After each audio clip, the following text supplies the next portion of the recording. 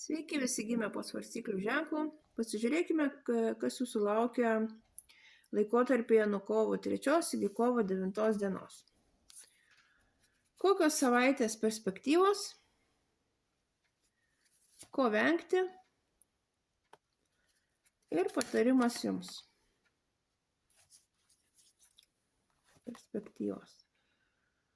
Svarstyklės gyvens labai gerai, labai puikiai. Nieko netruks, ypač materialiniam prasme. Visko turėsite daugiau negu galėjote įsivaizduoti.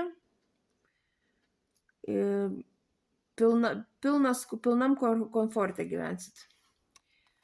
Ko vengti? Venkite užsidarimo savyje, atsiribojimo nuo pasaulio. Neužsisklęskite nuo visų.